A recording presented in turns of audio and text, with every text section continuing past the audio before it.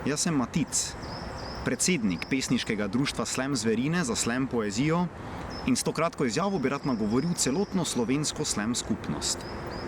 Prejšnji teden sem se namreč udeležil svetovnega prvenstva v slam poeziji v Bruslju, kjer sem zastopal Slovenijo in zasedel 21. mesto.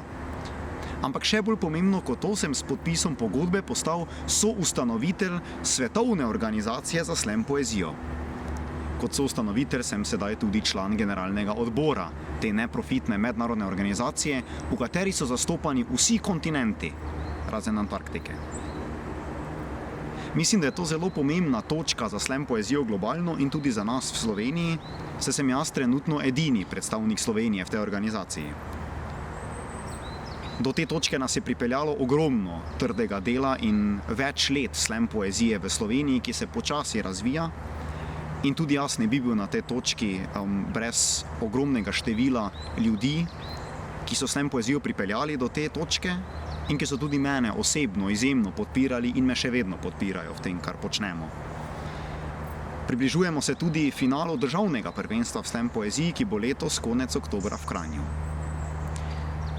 Moje glavne besede bi v bistvu rade bile to, da je slam skupnost v svetu ogromna.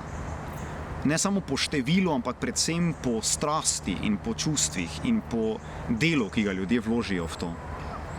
Tako da tudi naše državno tekmovanje ni izolirano. Z zmago na državnem prvenstvu se ta pot ne konča. Jaz sem kot lanski državni prvak tekmoval na evropskem prvenstvu in ker sem se tam kvalificiral, potem tudi na svetovnem prvenstvu, in to mi je dalo ogromno izkušenj, novih poznanstev, novih prijateljstev.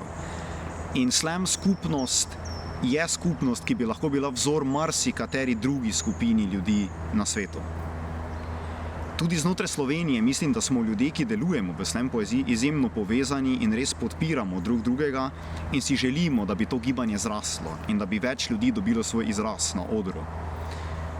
Tako da upam, da bo ta video dosegel tudi nekatere ljudi, ki so naši potencialni prihodnji slamerji in slamerke, ki bi se mogoče radi predstavili na odru, ki jim poezija pomeni toliko kot nam, ki imajo nekaj za povedati.